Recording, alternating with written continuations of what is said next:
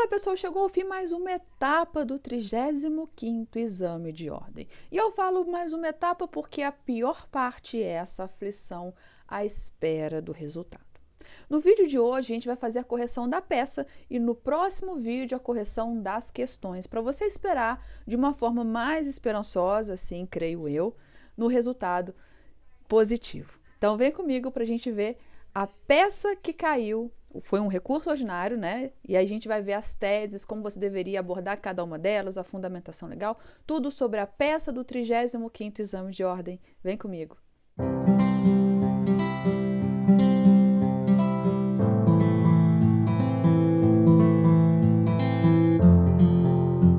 Sim, caiu um recurso ordinário para a alegria de muitos alunos. Porque, querendo ou não, geralmente para o recurso ordinário, o aluno acaba se dedicando mais e, por isso, consegue ter uma facilidade maior.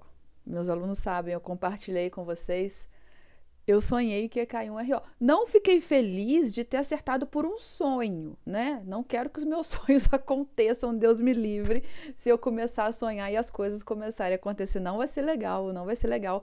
Mas, como eu sonhei, compartilhei com vocês, caiu um recurso ordinário. Espero que da próxima vez eu acerte baseado em alguma percepção, mas como eu sempre digo, não tem como a gente adivinhar qual é a peça que vai cair. O ideal é se preparar para todas. E graças a Deus, nossos alunos sempre se preparam muito para RO. Então, foi um RO justo, não foi um RO muito longo, foi um RO bem tranquilo com tese, uma ou outra tese mais difícil, mas a maioria a gente tratou em todas as aulas sobre essas teses, então, sem dificuldade. Como que a gente vai fazer? Nessa aula, a gente vai fazer, como eu disse para vocês, a correção da peça. Qual foi a peça? O RO, a gente vai fazer a leitura e eu vou demonstrar para vocês como vocês deveriam ter feito na prova de vocês, inclusive com as teses, a estrutura da prova, do recurso ordinário, a fundamentação e fazendo algumas observações, mostrando o que pontua, para você, lembrando da sua peça, o que você fez na sua peça,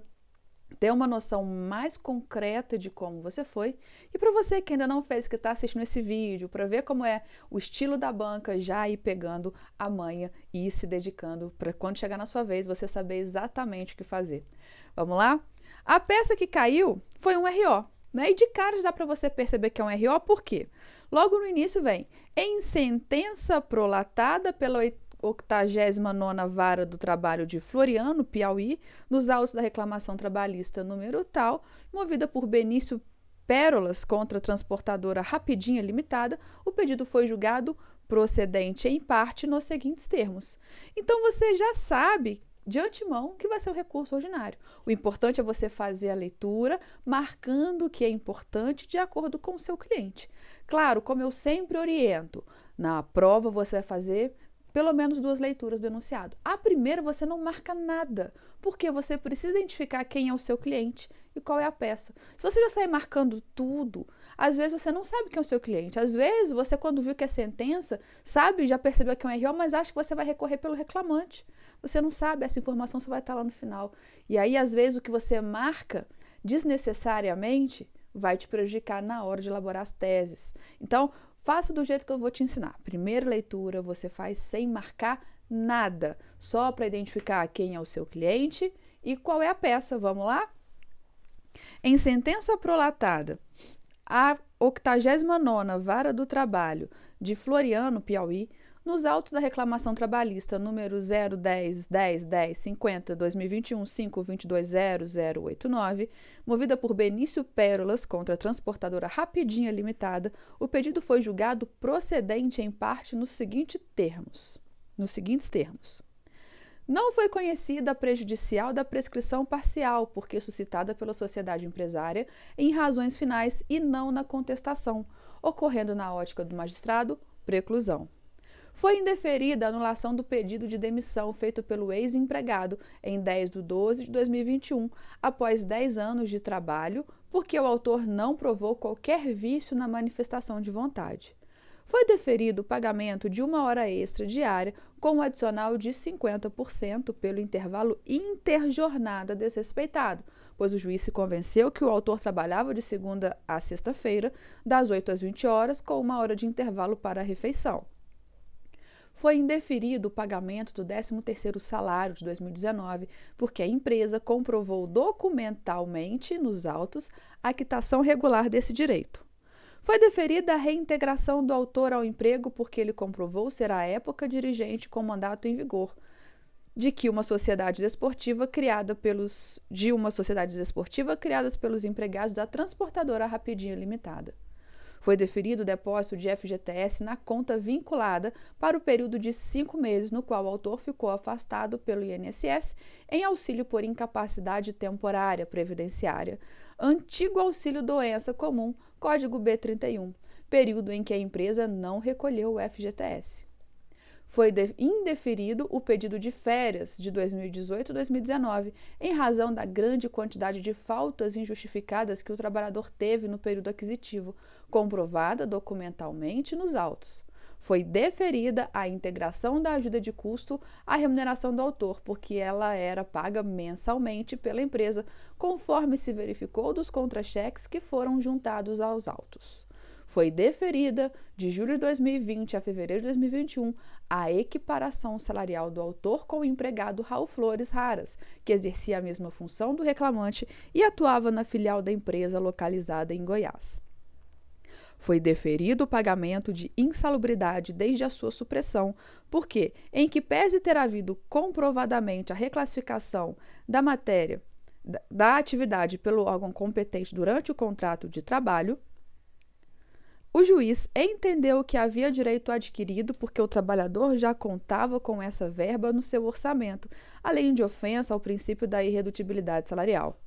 E foram deferidos honorários advocatícios em favor do advogado do reclamante, na ordem de 30% sobre o valor da liquidação e de 15% em favor do advogado da empresa, sobre os pedidos julgados improcedentes.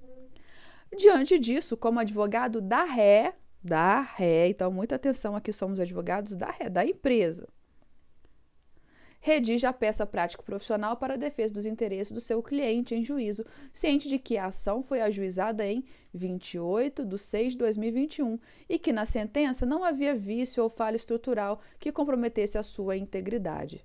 A peça deve abranger todos os fundamentos de direito que possam ser utilizados para dar respaldo à pretensão. A simples menção ou transcrição do dispositivo legal não confere pontuação. Nos casos em que a lei exigir liquidação de valores, o examinando deverá representá-los somente pela expressão R-cifrão, admitindo-se que o escritório possui setor próprio ou contratado especificamente para tal fim. Então, aqui já deu para perceber que a medida processual cabível é um recurso ordinário e você está representando a empresa. Então, muita atenção, porque a partir de agora a gente vai ler de novo, marcando o que é importante para você elaborar um recurso pela empresa. E o que é importante para você elaborar um recurso pela empresa?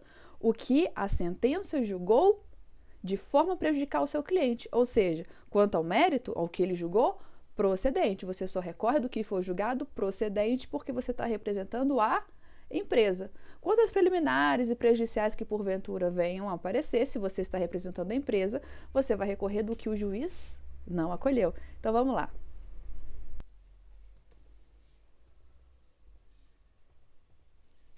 Em sentença prolatada pela 89ª Vara do Trabalho, então isso aqui é importante porque você vai colocar no endereçamento da folha de rosto.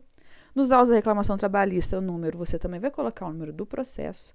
Movida por Benício Pérolas é o nosso recorrido, contra a transportadora Rapidinho Limitada, que é o nosso cliente, o recorrente. O pedido foi julgado procedente em parte. Então, atenção, porque alguns pedidos foram julgados procedentes e outros improcedentes. Se a gente está recorrendo pela empresa, de novo, a gente recorre do que foi julgado procedente. Não foi conhecida a prejudicial de mérito. Opa, se não foi conhecida a prejudicial de mérito, porque foi prejudicial no nosso cliente. Então, tem a prejudicial de prescrição. Não foi conhecida a prejudicial de prescrição parcial, porque suscitada pela sociedade empresária em razões finais. E não na contestação, ocorrendo na ótica do magistrado, a preclusão. Ai, gente, essa aqui é velha da FGV. A FGV adora. A prescrição ela pode ser arguida pela primeira vez nas instâncias ordinárias. Então, até no recurso ordinário, inclusive, ela pode ser arguida pela primeira vez. Então, você vai pedir a reforma da sentença aqui com base na súmula 153 do TST. Foi indeferida. Então, se foi indeferida, você não precisa nem terminar. Foi indeferida. Foi deferido. Então aqui tem mais um pedido para a gente recorrer. Foi deferido o pagamento de 1 hora extra diária com adicional de 50% pelo intervalo interjornada desrespeitado, pois o juiz se convenceu que o autor trabalhava de segunda a sexta-feira, das 8 às 20, com intervalo de 1 hora para a refeição. Bom, vamos lá. O que é o intervalo interjornada? É aquele tempo que tem que haver de descanso do empregado entre o término de uma jornada e o início da jornada do dia seguinte, certo? E de acordo com o artigo 66, esse intervalo interjornada ele tem que ser de no mínimo 11 horas. E aí cabe a você verificar se entre a saída do trabalho dele até o início da jornada seguinte, se tinham 11 horas consecutivas de descanso. E se ele saía às 20 horas e entrava às 8 horas no dia seguinte, quantas horas ele tinha de intervalo? 12 horas. Ou seja, você vai requerer a reforma da sentença, alegando que sim, havia o cumprimento do intervalo interjornada. Foi indeferido o pagamento do 13º. Então, aqui você também não tem nem que recorrer aqui. Foi indeferido. Foi deferida. Então, aqui a gente vai recorrer também. O que foi deferida? A reintegração do autor ao emprego, porque ele comprovou ser, à época, dirigente com mandato em vigor de uma associação desportiva criada pelos empregados da transportadora Rapidinha. Gente, dirigente de associação desportiva tem estabilidade no emprego? Não, né? É só o dirigente sindical. Por quê? Essa estabilidade é para protegê-lo de eventuais sanções e pressões que a empresa pode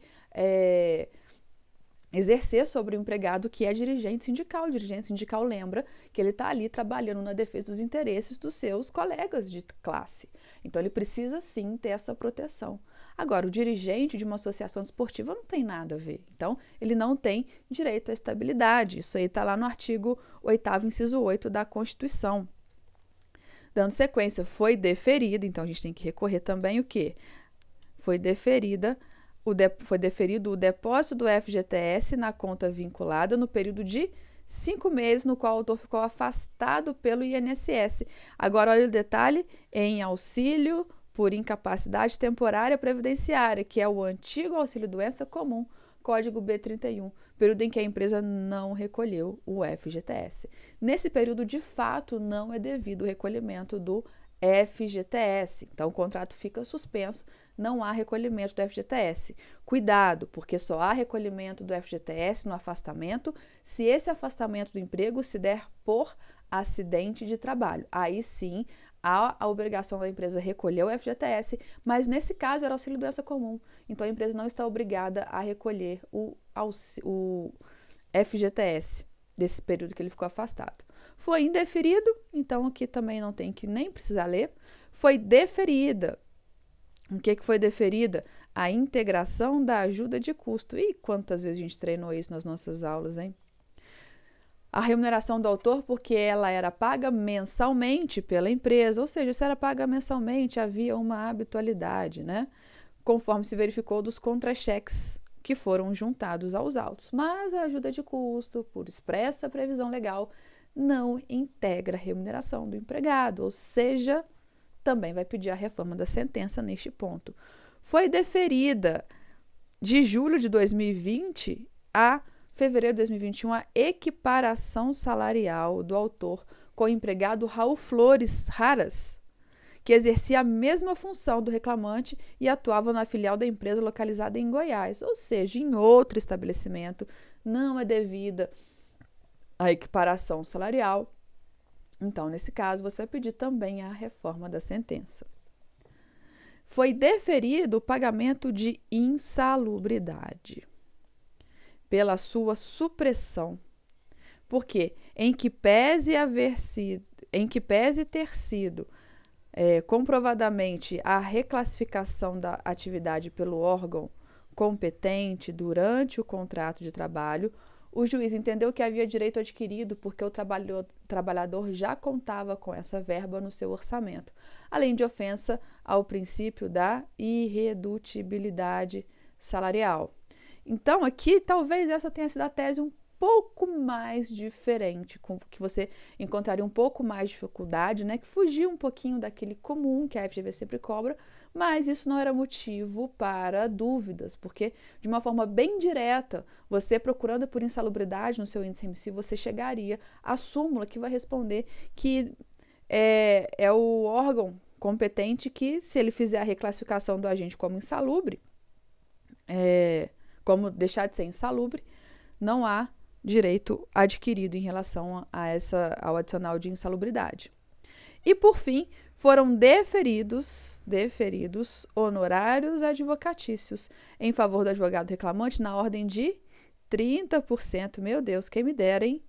30% sobre o valor da liquidação. A gente sabe que o limite, né, na Justiça do Trabalho de honorário de sucumbência, ele é entre 5% e 15%, então jamais de 30% sobre a liquidação.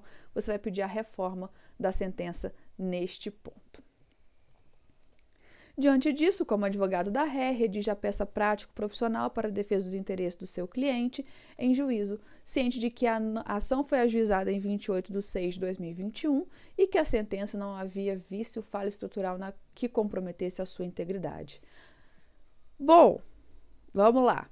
Recurso ordinário, você está pela empresa.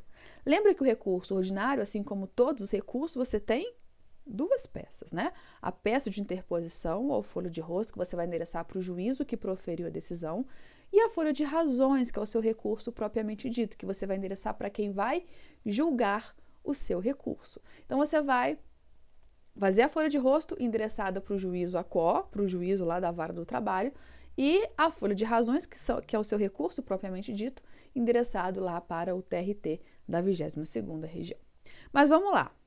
Você começa, então, fazendo sempre o seu rascunho. Coloca a estrutura da petição no seu rascunho, coloca todas as teses de mérito que você vai pedir reforma, para onde você vai endereçar, o que você coloca no preâmbulo, quais são os pressupostos de admissibilidade na folha de rosto que você vai ter que mencionar e vai fazendo etapa por etapa no seu rascunho. O que eu digo, um rascunho bem estruturado, ele é muito bom e salva. Eu brinco aqui, o rascunho salva vidas na hora da prova, porque ele serve como um guia para você fazer.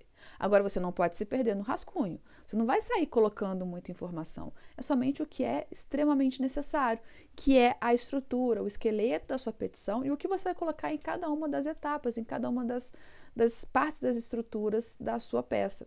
Então, o seu rascunho, o seu recurso ordinário, você vai começar por onde? Pelo endereçamento, né? Então, você vai endereçar para onde o recurso ordinário? Ao douto juízo da 89ª Vara do Trabalho de Floriano, Piauí, que é lá que o enunciado disse que foi ajuizada a reclamação trabalhista. O número do processo o enunciado te forneceu, então você precisa colocar. Então, aqui você já vai ter ganhado um pontinho, talvez 0,1. Aqui você já deve ter ganhado um pontinho, ou não, mas se ganhar mais 0,1.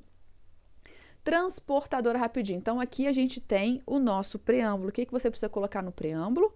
Cuidado, porque aqui você está representando a empresa, então você faz o RO pela empresa. Transportadora rapidinho limitada, é o seu cliente. Já qualificada nos autos em epígrafe, porque você já qualificou a empresa lá na contestação, em que contende com Benício Pérolas, que é o recorrido, também qualificado, porque você já qualificou ele lá na reclamação trabalhista, você não, né, o advogado dele.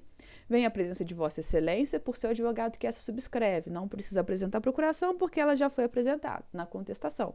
Com fulcro no artigo 895, inciso 1º da CLT, interpor recurso ordinário para o egrégio Tribunal Regional do Trabalho da 22ª Região. E a primeira dúvida que eu sei que talvez apareça agora é: professora, eu preciso colocar essa 22ª região ou eu posso colocar só os 3 pontinhos? Como eu sempre falo com os alunos, não é que precise. A FGV até hoje não pontuou. Nesse espelho de correção também não pontuou. A gente não tem atribuição, né? Quantos pontos valem cada item, mas uma ideia a gente tem, mas não apareceu como exigência você endereçar para a 22ª região. Mas eu sempre recomendo você colocar, porque vai que na sua vez a banca exige, né? Então, se você colocou a 22ª região, ótimo, muito bem, você fez tecnicamente mais preciso. Se você não colocou, não se preocupe, porque a banca não pontuou neste espelho de correção, nesse gabarito especificamente. O que ela pontua aqui? Se você colocou a transportadora Rapidinha Limitada como recorrente, você já ganhou 0,1. Se você colocou o Benício Pérolas como recorrido, você também já ganhou uns décimozinhos aqui. Se você fundamentou no artigo 895, inciso 1º, você já ganhou mais uns décimozinhos aqui. E se você interpôs recurso ordinário, mais uns décimozinhos. E, por fim, se você interpôs para o egrégio Tribunal Regional, mais uns décimozinhos aqui, tá?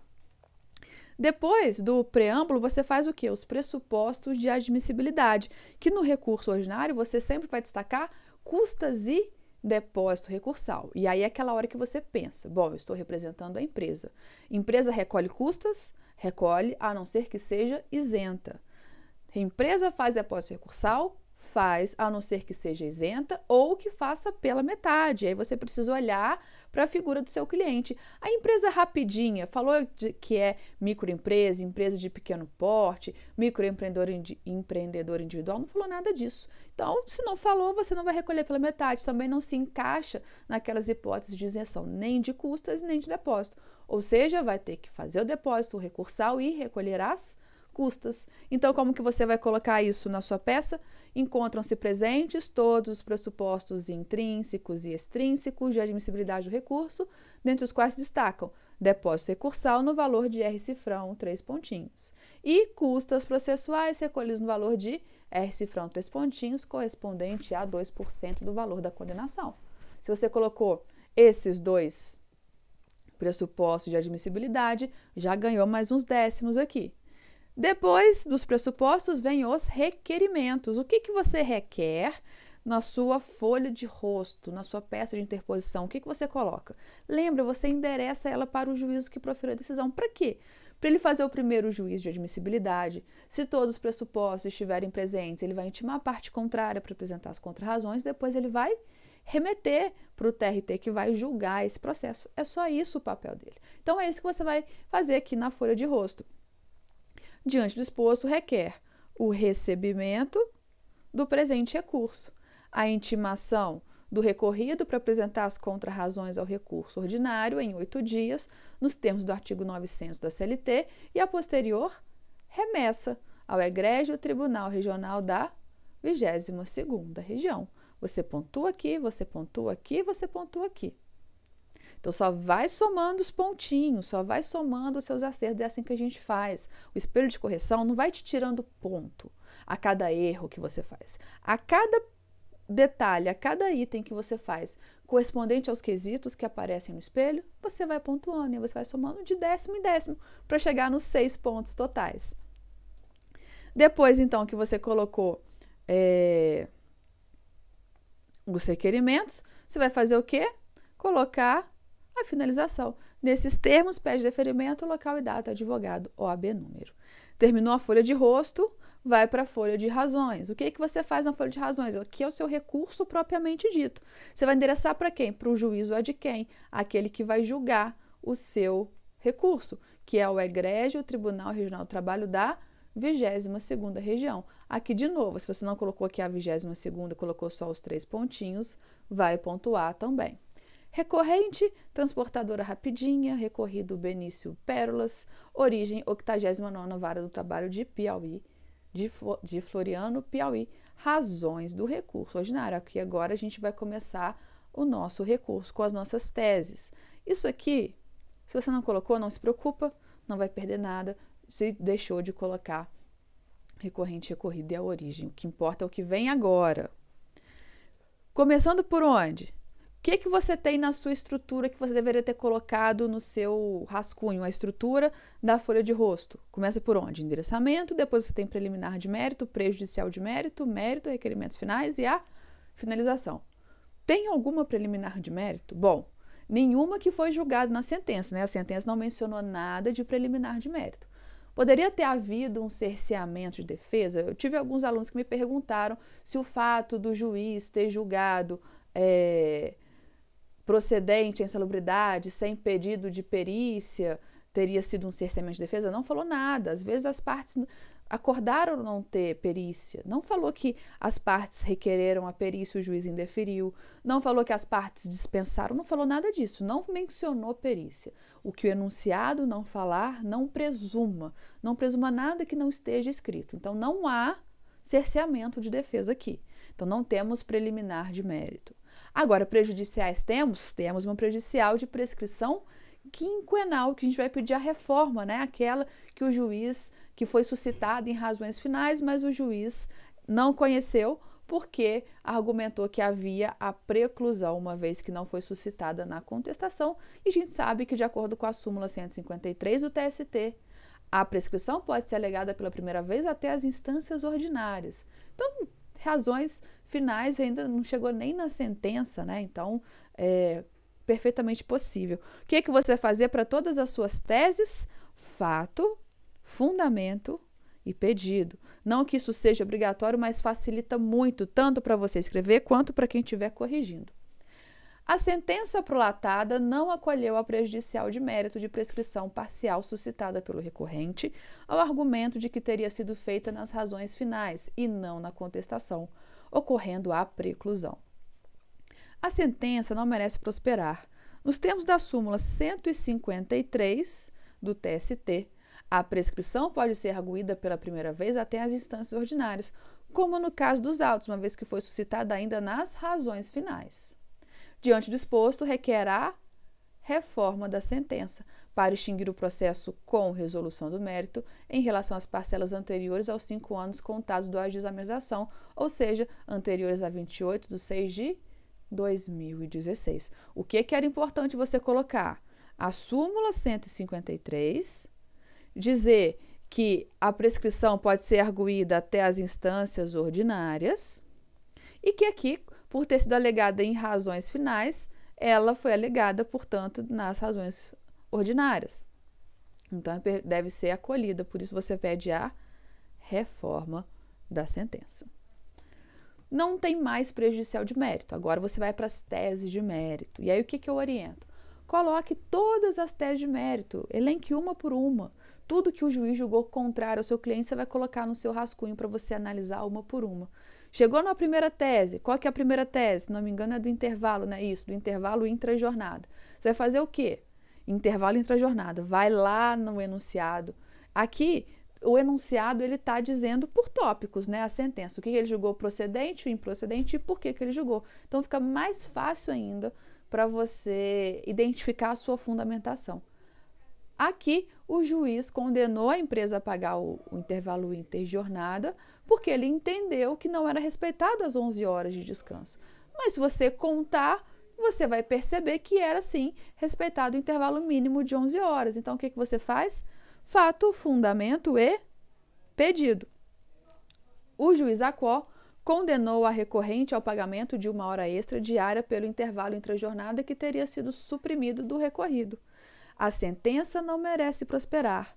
Nos termos do artigo 66 da CLT, entre o término de uma jornada e o início da jornada seguinte, o empregado deve ter um descanso de 11 horas consecutivas, tendo em vista que a jornada de trabalho reconhecida pelo juiz era das 8 às 20 horas, de segunda a sexta, sempre havia 12 horas de intervalo intrajornada.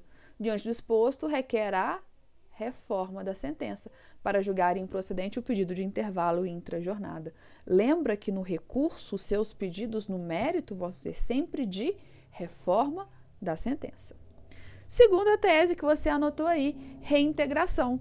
Vai fazer de novo fato, fundamento e pedido, porque ele era dirigente, né, da associação desportiva. O juiz Acó julgou procedente o pedido de reintegração do recorrido, ao argumento de que restou comprovado que o reclamante era dirigente de uma associação desportiva criada pelos empregados da recorrente. A sentença não merece prosperar. Nos termos do artigo 543, parágrafo 3º da CLT, bem como o artigo 8º da Constituição, é assegurado ao dirigente sindical a estabilidade no emprego, do registro da candidatura até um ano após o término do mandato. Tendo em vista que o recorrido era dirigente de associação e não dirigente sindical, não faz jus à garantia provisória no emprego. Diante do exposto, requer a reforma da sentença para julgar improcedente o pedido de reintegração.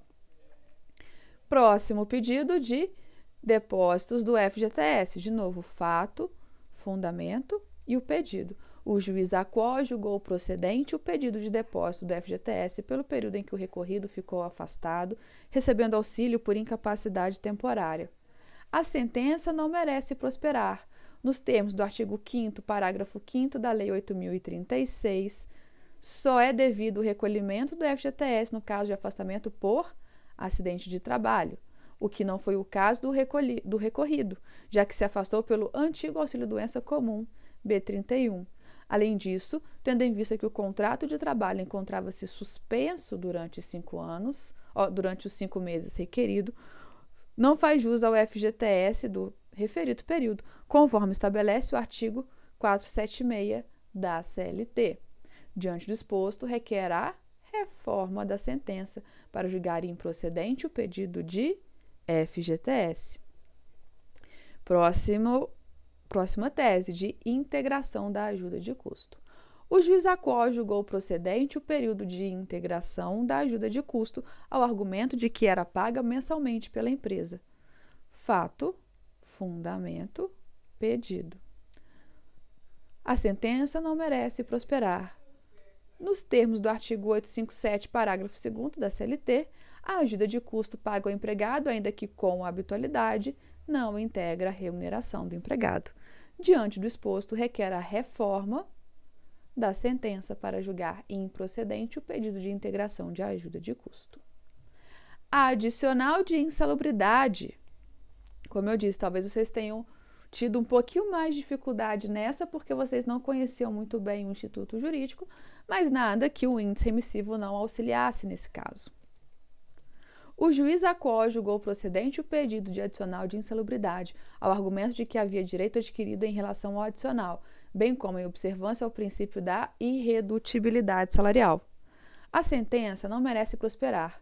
Nos termos da súmula 248 do TST, a reclassificação da insalubridade por ato de autoridade competente gera a perda do direito à percepção do respectivo adicional, sem ofensa ao direito adquirido ou ao princípio da irredutibilidade salarial, uma vez que o adicional de insalubridade é pago em caráter precário. Diante do exposto, requer a reforma da sentença para julgar improcedente o pedido de adicional de insalubridade. Honorários advocatícios. O juiz da qual condenou o recorrente a pagar honorários advocatícios ao advogado do recorrido, no importe de 30% sobre o valor da liquidação. A sentença não merece prosperar.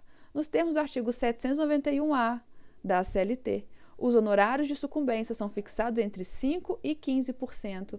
No caso dos autos, caso seja deferida alguma parcela ao recorrido, os honorários advocatícios não podem exceder a 15% do valor que resultar a liquidação da sentença. Diante do exposto, requer a reforma da sentença quanto ao percentual dos honorários advocatícios. Só voltando aqui, porque faltou uma tesezinha aqui da equiparação salarial, né, que ele pede equiparação salarial com o Raul Flores Raras, que trabalhava num estabelecimento diferente, né? Então, vamos lá. Fato, fundamento e pedido. O juiz da qual julgou procedente o pedido de equiparação salarial com o empregado Raul Flores Raras, que trabalhava em uma filial em Goiás. A sentença não merece prosperar.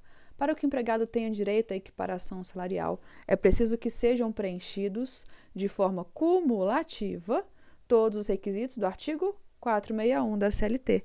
Tendo em vista que o recorrido empregado indicado como paradigma trabalha em estabelecimentos diferentes, não há direito à equiparação salarial. Diante do exposto, requer a reforma da sentença para julgar improcedente o pedido de equiparação salarial. Eu vou te mostrar o que em cada tese de mérito era importante você mencionar. Aqui no intervalo intrajornada, claro, você tinha que mencionar o fundamental no artigo 66 da CLT, dizer que era respeitado o descanso de 11 horas consecutivas. Lembra, gente, que não pode simplesmente copiar o dispositivo legal. Fala assim, requer a reforma da sentença de acordo com o artigo 66 da CLT. Nem isso e nem copiar o que fala o artigo da CLT. Você pode até copiar, desde que você fundamente, complemente, né? Explique o que aquele artigo está dizendo. É o fato fundamento jurídico. Você precisa aplicar o artigo ao seu caso concreto. Perceba que em toda a fundamentação, a gente, além de citar o artigo, a súmula, a gente contextualizou com o caso concreto, disse o porquê que aquele artigo se aplica ao caso concreto. E aí eu sei que pode parecer que fica repetitivo, isso não é problema nenhum, você não é pontuado pela sua criatividade na hora de escrever. O que vai pontuar é você escrever, obviamente, com coerência, com coesão, utilizando a fundamentação jurídica correta e os artigos e as súmulas que fundamentam o seu argumento jurídico. É isso que pontua. Não precisa escrever, no parágrafo eu comecei com este douto juiz, no próximo eu vou começar a sentença, depois eu vou colocar o meritíssimo. Não, pode colocar sempre da mesma forma, isso facilita até para você não ficar esquentando cabeça, pensando com coisas que são irrelevantes para a sua pontuação. Então percebam que aqui de propósito eu coloquei, olha só, em todas as peças, em todas as teses, começando da mesma forma. Olha só, o juiz ACO condenou o recorrente ao pagamento de. O juiz ACO condenou o recorrente ao pagamento de. O juiz ACO condenou julgou procedente o pedido. O juiz ACO julgou procedente o pedido. O juiz ACO julgou procedente o pedido. O juiz ACO julgou procedente o pedido. O juiz ACO julgou. O juiz ACO condenou. Então, assim, você vai, dependendo da frase, fica mais fácil você falar que condenou, o outro julgou procedente, ou improcedente, se você estiver recorrendo pelo empregado, né? Vai depender. E no segundo parágrafo, você também começa da mesma forma, para facilitar para você. A sentença não merece prosperar. A sentença não merece prosperar. A sentença não merece prosperar. A sentença não merece prosperar. A sentença não merece prosperar. A sentença não merece prosperar. A sentença não merece prosperar. Claro, se você quiser abrir um parágrafo dizendo não assiste razão ao juiz, ou a sentença não merece ser mantida, ou a sentença merece reforma, cada um fazer de um jeito, pode, mas se quiser fazer todos eles da mesma forma, vai pontuar do mesmo jeito. No último parágrafo aqui, olha só, eu também continuei colocando tudo igualzinho, da mesma forma que nos outros. Diante do exposto, requer a reforma da sentença. Diante do exposto, requer a reforma da sentença. Diante do exposto, requer a reforma da sentença. Diante do exposto, requer a reforma da sentença. Diante do exposto, requer a reforma da sentença. Diante do exposto, requer a reforma da sentença. Diante do exposto, requer a reforma da sentença. Tá vendo? Porque assim você se preocupa só com o que é importante, que é o que pontua. E o que pontua? Você dizer, colocar o fundamento e explicar. Por exemplo, nesse caso honorário, você tinha que dizer que o patamar tem que ser fixado entre 5% e 15% e que aqui não pode exceder a 15% do valor que resultar da liquidação. No pedido de adicional de insalubridade, você tinha que ter colocado a súmula 248 do TST-SIM e dizer que a reclassificação da insalubridade gera a perda do direito à percepção do respectivo adicional, que não ofende o direito adquirido e nem o princípio da irredutibilidade salarial. O que pontuava aqui na equiparação salarial? Você citar o artigo 461 da CLT e dizer que que o paradigma e o paragonado trabalhavam em estabelecimentos diferentes.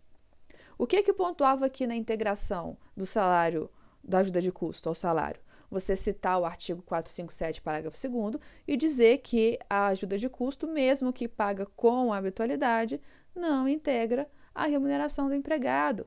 O que pontuava aqui no FGTS? Você podia fundamentar no artigo 15, parágrafo 5º da Lei 8.036, e dizer que só é devido o recolhimento do FGTS no caso de afastamento por acidente de trabalho, ou dizer, né, que no seu caso foi auxílio doença comum, ou dizer que, como o contrato estava suspenso, não é devido o recolhimento do FGTS, de acordo com o artigo 476.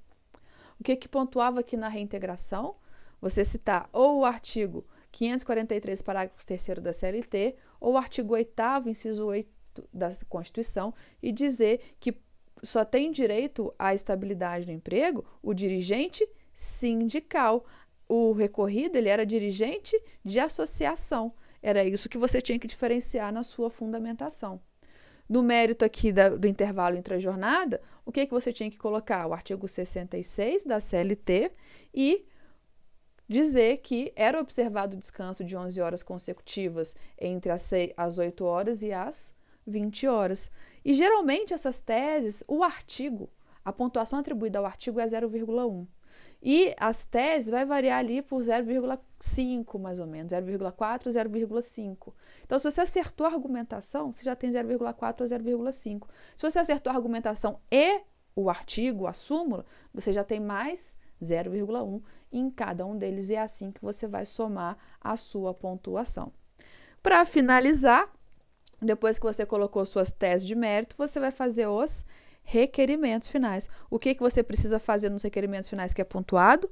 Diante do exposto, requer o conhecimento do presente recurso, o acolhimento da prejudicial de mérito para extinguir o processo com resolução do mérito quanto às parcelas anteriores aos 5 anos contados do ajuizamento da ação, e sucessivamente no mérito requer o provimento para fins de reforma da sentença para julgar improcedentes os pedidos do recorrido. Se você pediu conhecimento, pontuou, o acolhimento pontuou e o provimento pontuou também. Nesses termos, pede deferimento, local e data, advogado, OAB número. Espero que você tenha ido bem, os nossos alunos, a grande maioria, eu já tive notícias de que, graças a Deus, foram muito bem. A Deus e aos estudos de vocês, né? Vocês se dedicaram, só vocês sabem, como eu falei com cada um, só vocês sabem do que vocês tiveram que abrir mão. E a recompensa vem aí. Foi uma prova justa, foi uma peça justa, não teve nenhuma tese mirabolante, não teve erros da banca para a gente apontar, para buscar anulação, não vejo questão de recurso de gabarito.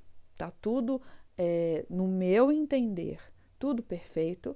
E sei que você tinha plenas condições de elaborar esse recurso ordinário. Caso tenha ficado com alguma dúvida, deixe aqui nos comentários. E em seguida, você já pode assistir ao vídeo também sobre a correção das questões. Te espero lá, torcendo pela sua aprovação. Quero notícias, quero saber se eu vou ter você como colega de trabalho. Dessa vez a gente vai formar advogados competentíssimos pra gente. Tchau, tchau e até o próximo vídeo.